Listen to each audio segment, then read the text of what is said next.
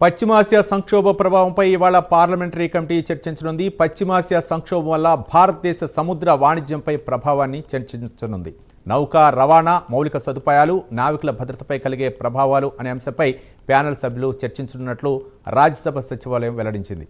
ఇదే అంశాన్ని సంబంధించి మరింత సమాచారం మా నేషనల్ బ్యూరో చీఫ్ కళ మరిన్ని వివరాలు అందిస్తారు. కళ, పశ్చిమాసియా సంక్షోభం వల్ల భారతదేశంపై ఉన్నటువంటి ప్రస్తుత పరిస్థితులు, సముద్ర వాణిజ్యము, నౌకాపరమైనటువంటి రవాణా, మౌలిక సదుపాయాలపై, భద్రతపై పూర్తి అంశాలపై ఈ రోజు పార్లమెంటరీ ప్యానెల్ సభ్యులు చర్చించున్నారు. దీనికి సంబంధించినటువంటిది కీలకంగా అంటే ఇటు పార్లమెంటరీ కమిటీ సమావేశంలో పాల్గొనేటటువంటి అధికారులు, ట్రాన్స్పోర్ట్, తర్వాత tourism, cultural panel chairman Sanjay Kumar Jha, shipping ministry secretary, విదేశాంగ శాఖ, తర్వాత వాణిజ్యపరమైనటువంటి పెట్రోలియం శాఖ మంత్రిత్వ శాఖ ప్రతినిధులు కూడా పాల్గొనబోతున్నారు. ప్రస్తుతం ఉండేటటువంటి పశ్చిమాసియా, ఇరాన్ అమెరికాకు సంబంధించినటువంటి వాణిజ్య ఒప్పందాలు ఒకవైపు అంటే దాదాపు 24 గంటల్లో పూర్తవుతుంది అన్నటువంటిది ఒకవైపు వస్తున్నటువంటి వార్తల నేపథ్యం, మరొక వైపు అమెరికాకు సంబంధించినటువంటి విదేశాంగ అధ్యక్షుడు ఇక్కడికి భారత్ లో పర్యటిస్తున్నారు. ఇందులో భాగంగా చాలా కీలకంగా కూడా పలు అంశాలపై కూడా వాణిజ్యపరమైనటువంటి